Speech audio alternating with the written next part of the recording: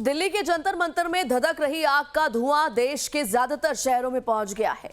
देश की सियासत में इस समय सबसे बड़ा मुद्दा पेपर लीक को लेकर छात्रों के आंदोलन का है। देश के अलग अलग राज्यों में हंगामा मचा हुआ है। पटना, रांची, मुंबई, देहरादून से लेकर कई शहर इसकी जद में आ गए हैं। छात्र सड़कों पर निकल रहे हैं और कॉकरोच जनता पार्टी के आंदोलन को समर्थन दे रहे हैं। लेकिन इस बीच उत्तराखंड में फिर से एक और पेपर लीक की घटना ने सारी तैयारियों के दावों को धराशायी कर दिया है। वहीं रांची में छात्रों पर लाठीचार्ज और पीएम मोदी के आवास के बाहर प्रदर्शन करने वाले राहुल गांधी के विरोध में कांग्रेस और बीजेपी के कार्यकर्ता आमने सामने आ गए। प्रदर्शन की कुछ तस्वीरें पटना से भी आई, जहां पर पटना कॉलेज के बाहर छात्रों ने हल्ला बोल किया और छात्रों पर हुई कार्रवाई का विरोध किया। मुंबई में सीजेपी कार्यकर्ताओं ने प्रदर्शन की कोशिश की, लेकिन सुरक्षा बलों की मुस्तैदी से कोई प्रदर्शन नहीं हो सका। सबसे पहले हम आपको उत्तराखंड के देहरादून ले चलते हैं। कुछ तस्वीरें हम आपको दिखाएंगे जिससे आप अंदाजा लगा पाएंगे कि इस वक्त इस मुद्दे पर सियासत कितनी हाई है। छात्रों के आंदोलन के बीच अब उत्तराखंड विश्वविद्यालय में पेपर लीक का मुद्दा सामने आ गया है, जिसे लेकर सियासत गर्मा गई है। पेपर लीक की जानकारी सामने आने के बाद 24 जून और 8 जुलाई को हुई परीक्षाएं रद्द कर दी गई हैं। दावा किया जा रहा है कि शिवालिक कॉलेज के टीचर ने व्हाट्सएप ग्रुप पर प्रश्न पत्र शेयर किया, यानी क्वेश्चन पेपर शेयर किया और बच्चों को जरूरी प्रश्न, इंपॉर्टेंट क्वेश्चंस बताए। ये पूरा मामला संज्ञान में आने के बाद से हड़कंप मच गया है, जिसके चलते एक बार फिर सैकड़ों छात्रों का भविष्य अधर में लटक गया है।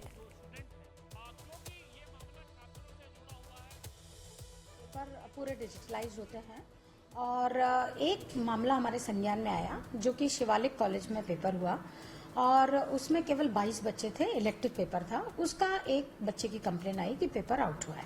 तो हमने तुरंत ही 8 जुलाई के पेपर के बाद तुरंत कमेटी का गठन किया और इस कमेटी ने मुझे 2 दिन के अंदर रिपोर्ट देकर ये कहा कि ये पेपर आउट हुआ है।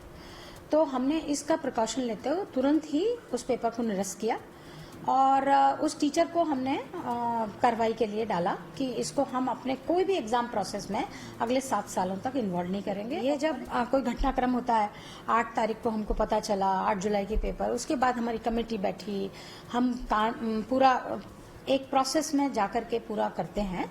तो ये हमारा अनफॉर्चुनेटली कल ही हमारी प्रोसेस पूरी कंप्लीट होकर के हमने कॉलेज को चिट्ठी लिखी कि आपको ये एक्शन लेना है और हमने यूनिवर्सिटी की तरफ से उस टीचर पर क्या क्या एक्शन लिया ये हमने लिखा। तो ये कल कार्रवाई होने के बाद आज ही हम जाकर के पर आज FIR करा रहे हैं हम इसके लिए। वहीं इस पूरे मामले को लेकर NSUI कार्यकर्ता यूनिवर्सिटी के कैंपस पहुंच गए और आरोपियों पर कार्रवाई की मांग करते हुए विरोध प्रदर्शन करने लगे। उन्होंने कहा कि किसी बड़े गिरोह के शामिल होने की आशंका है। हालांकि उन्हें विश्वविद्यालय परिसर में ही रोक दिया गया, जिसके बाद कार्यकर्ताओं ने विश्वविद्यालय प्रशासन के खिलाफ जमकर नारेबाजी की। पेपर लीक की शिकायत पुलिस से भी की गई है और अब मामले की कानूनी जांच की जा रही है।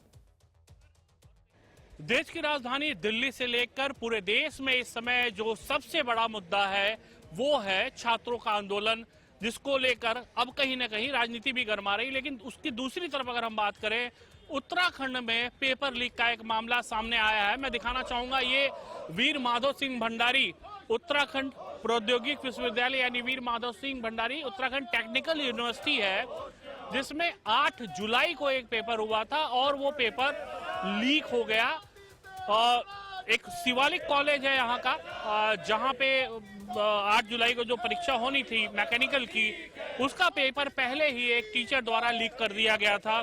इसको लेके आप देखेंगे यहाँ पे जो तमाम सारे लोग हैं वो विरोध पे बैठे हुए हैं, क्योंकि ये मामला छात्रों से जुड़ा हुआ है। बात करते हुए आगे बढ़ेंगे। सर, आप लोग ने हाथ में क्या कुछ ले रखा, दिखाइएगा जरा एक बार। आप ये देखेंगे इसमें साफ साफ जो लिखा हुआ है, वीर माधव सिंह भंडारी उत्तराखंड प्रौद्योगिक विश्वविद्यालय का एक लोग ने पंपलेट बनाया है। इसमें 2 परीक्षाएं जो रद्द हुई हैं उनका जिक्र किया गया है। कि इस समय देश की सबसे बड़ी समस्या अगर देखा जाए तो पेपर लीक हो चुका है और आज जब 80 साल हमारे देश को आजाद हुए हो गए हैं, बहुत बड़ी समस्या है कि आज बच्चों को एक बेहतर शिक्षा के लिए लड़ना पड़ रहा है। दिल्ली की सड़कें पूरी जाम हो चुकी है, पूरा देश एकजुट हो चुका है और हमें समझना होगा कि अगर आज पेपर लीक से डॉक्टर बनेंगे तो कल को आपका इलाज पेपर लीक वाले डॉक्टर करेंगे। ये देश के बाद उत्तराखंड के लिए बहुत शर्म की बात है। पूरा देश जहां पर खड़ा हो रखा था, पूरे देश के युवा आज दिल्ली में लामबंद होकर खड़े हैं। आज यहाँ देखने को मिलता है कि शुक्रवार को एक पेपर लीक हो गया, नाम भी उजागर हो गया उस आदमी को, आज तक उन्होंने सेव करके रखा है। एक तरफ तो आप कहते हो कि हम इतना कठोर कानून बना दिया है कि जिसमें पेपर लीक के ऊपर हमने इतना बड़ा कानून बना दिया, तो क्यों नहीं कार्रवाई हुई है आपने आज तक, क्यों उसको आपने बचा के? इससे ये साबित होता है कि डायरेक्ट इसमें सरकार की मिली भगत है। बिना सरकार की मिली भगत के कुछ नहीं हो सकता। हम सीधा हम मंत्री पे आरोप लगाते हैं कि आप इसमें अगर आप देखते हैं तो तत्काल प्रभाव में कार्रवाई। लगातार पेपर लीक होना एक बहुत बड़ा सरकार के खिलाफ सवालिया निशान खड़ा करता है, और उसके बाद जिस व्यक्ति द्वारा पेपर लीक हुआ है उसका नाम भी उजागर कर दिया गया है टेक्निकल यूनिवर्सिटी द्वारा, उसके बावजूद भी उसको बचाने का जो प्रयास किया जा रहा है, इससे जो सरकार की मंशा साफ दिखती है कि कहीं ना कहीं इसमें छोटे कर्मचारी से लेकर बड़े अधिकारी मंत्री तक इसमें बहुत बड़ी मिलीभगत है। क्योंकि पेपर जो बेचे जा रहे हैं उसका पैसा कौन ले रहा है, कहां से आ रहा है, कौन दे रहा है? और निश्चित तौर पे अगर पेपर लीक होता है तो उससे केवल कुछ लोग प्रभावित नहीं होते, बल्कि बहुत सारे जो छात्र हैं उनका भविष्य खतरे में पड़ जाता है। अब देखना होगा कि जो आरोपी सहायक प्रोफेसर है उसके खिलाफ क्या कार्रवाई होती है। पेपर लीक का मामला सामने आने पर उत्तराखंड में सियासत भी तेज हो गई है। एक तरफ कांग्रेस ने पीएम मोदी और धामी सरकार पर निशाना साधा है, तो दूसरी तरफ बीजेपी ने कहा है कि सरकार इस मामले में सख्त कार्रवाई कर रही है।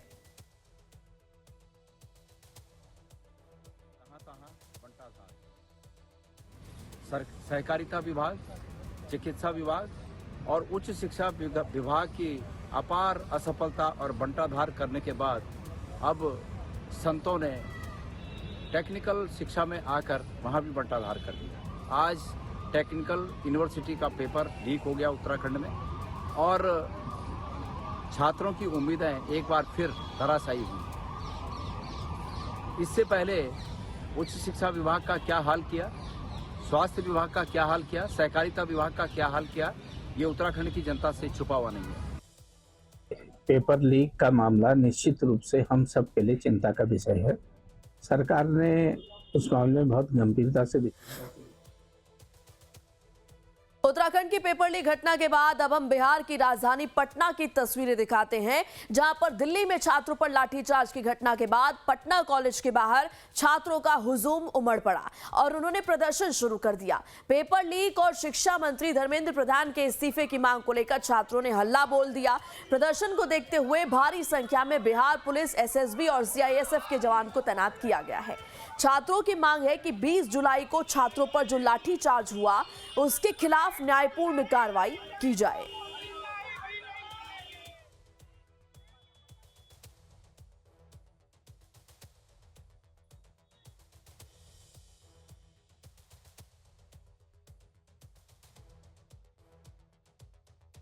मुंबई में आज सड़क पर प्रदर्शन तो देखने को नहीं मिला, लेकिन एहतियात के तौर पर मुंबई पुलिस के जवान दादर के छत्रपति शिवाजी मैदान पर तैनात दिखाई दिए। छोटे छोटे ग्रुप्स बनाकर कई सीजेपी के लोग आए, लेकिन पुलिस की मुस्तैदी की वजह से किसी भी तरीके का प्रदर्शन नहीं हो पाया। वहीं पास में राज ठाकरे का घर भी, जहां पर आज उनसे मिलने उद्धव पहुंचे थे, उन्होंने छात्रों के सपोर्ट में अपनी आवाज उठाई।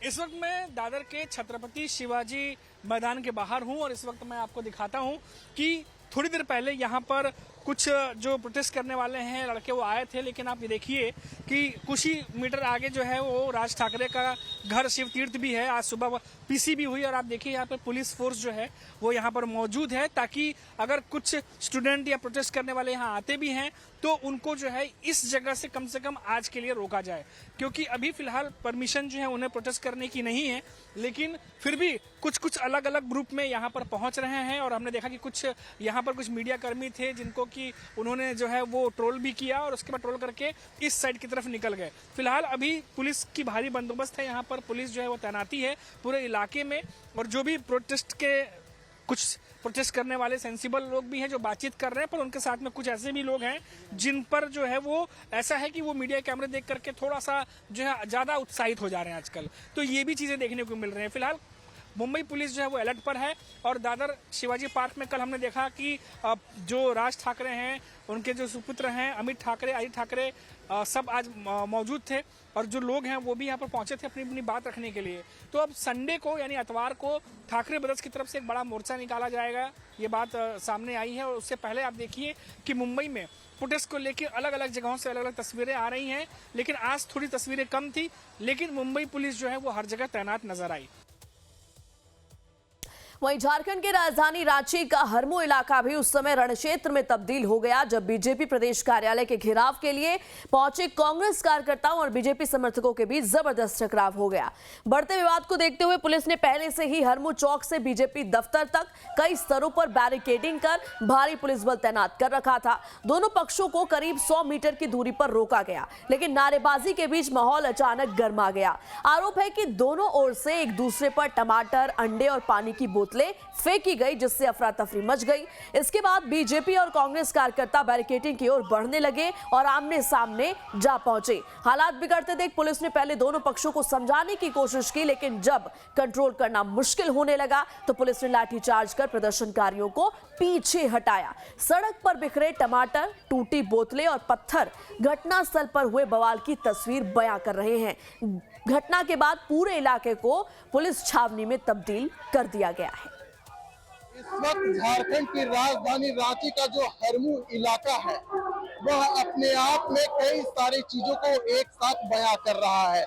दरअसल इस वक्त आप जो देख सकते हैं यहाँ पर जो कांग्रेस के कार्यकर्ता है, कांग्रेस के जो पदाधिकारी हैं, यहाँ पर बीजेपी कार्यालय का घेराव करने के लिए पहुंचे थे। जिस प्रकार से राहुल गांधी देश की जो राजधानी है दिल्ली में पीएम आवास के बाहर बैठे थे, उसका भी एक संभवतः यह कारण है जिसको करने के लिए जो कांग्रेस के कार्यकर्ता है यहाँ पर पहुंचे हैं। साथ ही साथ कांग्रेस की कई सारे आरोप है केंद्र सरकार पर, उसी को लेकर यह जो विरोध प्रदर्शन है किया जा रहा है। यहाँ पर कांग्रेस के कुछ लोग हैं, आइए हम उनसे सीधे बातचीत करते हैं कि आखिर विरोध इतना व्यापक क्यों होता जा रहा है।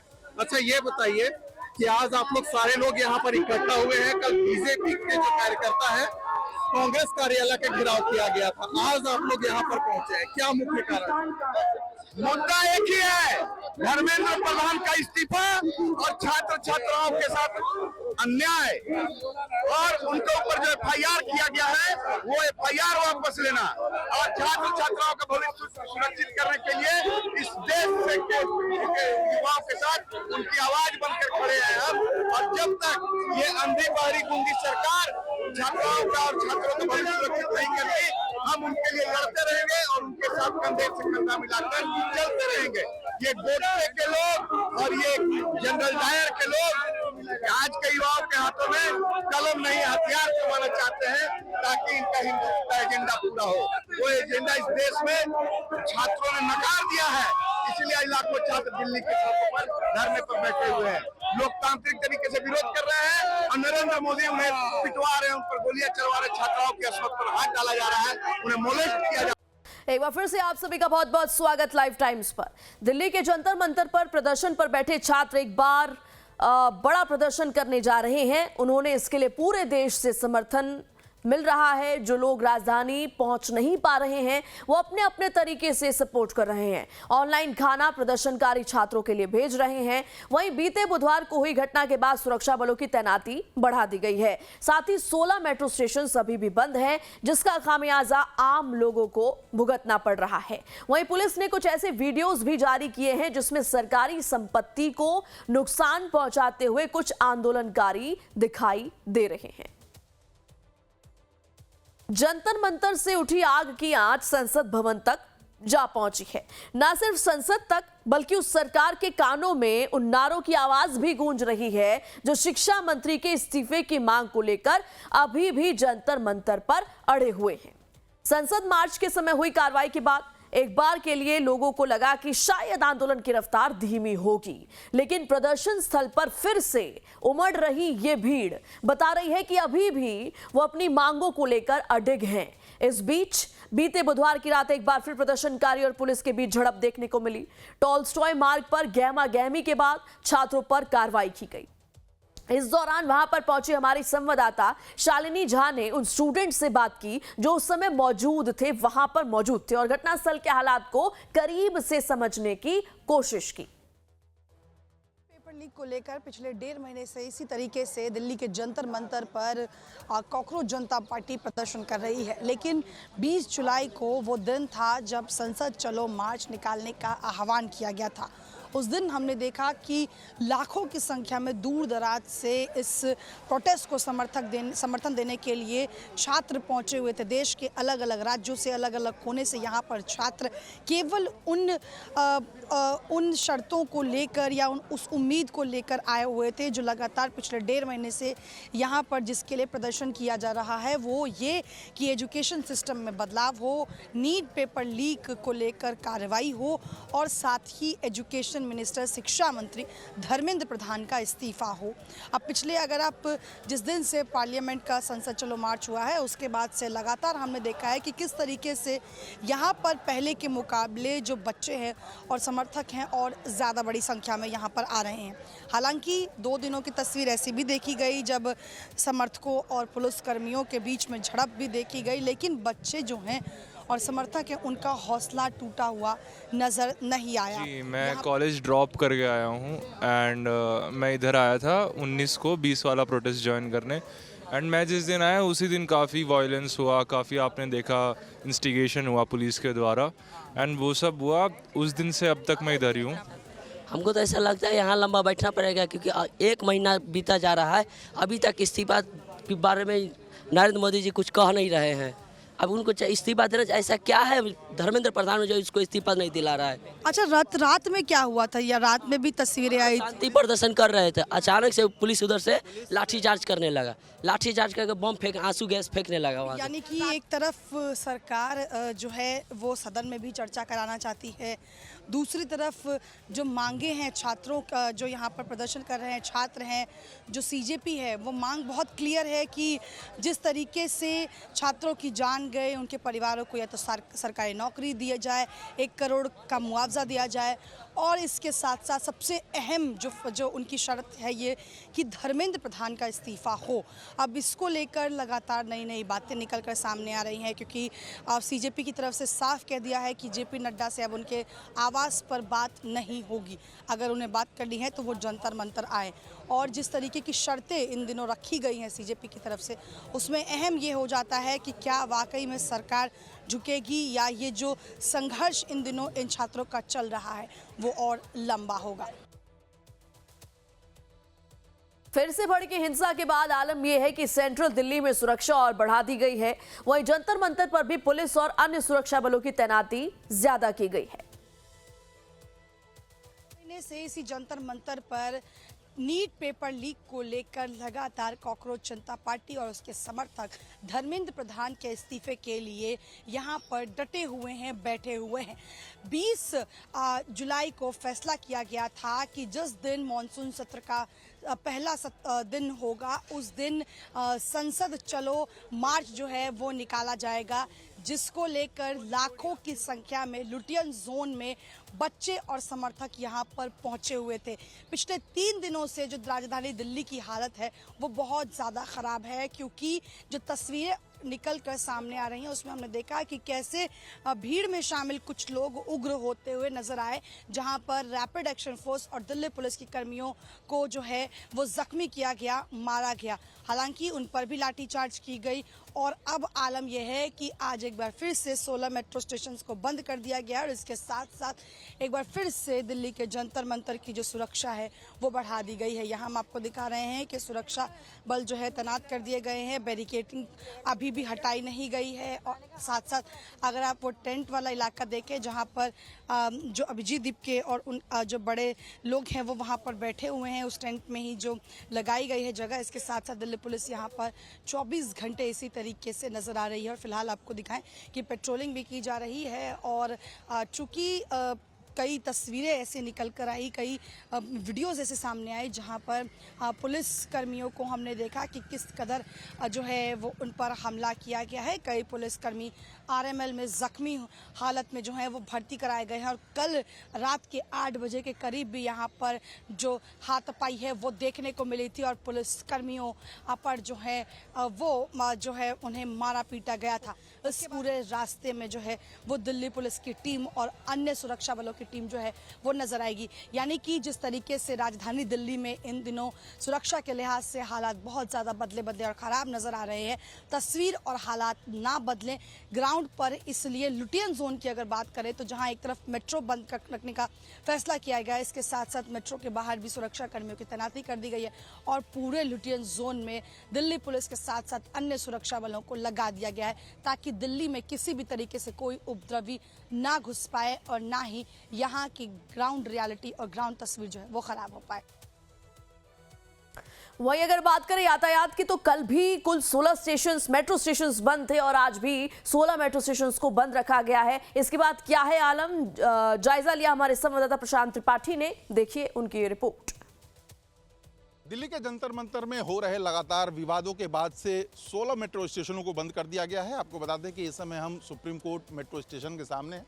देख सकते हैं कि मेट्रो स्टेशन का जो गेट है वो बंद कर दिया गया है। आपको बता दें कि लोक कल्याण मार्ग, राजीव चौक, पटेल चौक, रामकृष्ण आश्रम मार्ग, बाराखंबा रोड, सुप्रीम कोर्ट, सेवा तीर्थ जनपद, Mandi house, central secretariat, ITO, Delhi gate, Indraprastha, Khan market, Jor Bagh और शिवाजी स्टेडियम को बंद किया गया है। जाहिर है जिस तरह से देखा जा रहा है कि बड़ी संख्या में लोग आते हैं और जंतर मंतर पर जाकर हुड़दंग करते हैं, पत्थरबाजी के घटनाएं लगातार सामने आ रही हैं, उसके मद्देनज़र ये पूरी जो चौकसी है वो DMRC की तरफ से बढ़ाई गई है। इसके अलावा आप देख सकते हैं कि जो दिल्ली पुलिस के जवान हैं उनकी भी तैनाती की गई है और ये सब कुछ इस वजह से किया जा रहा है कि जो मॉब अचानक आता है और उपद्रव करना शुरू कर देता है जंतर मंतर के आसपास जाके, उससे चौकन्ना रहा जा सके। तो जाहिर है आप समझ सकते हैं कि जो प्रिकॉशंस हैं वो लगातार लिए जा रहे हैं ताकि पत्थरबाजी और तमाम जो हिंसा की घटनाएं हैं उन पे रोक लगाई जा सके।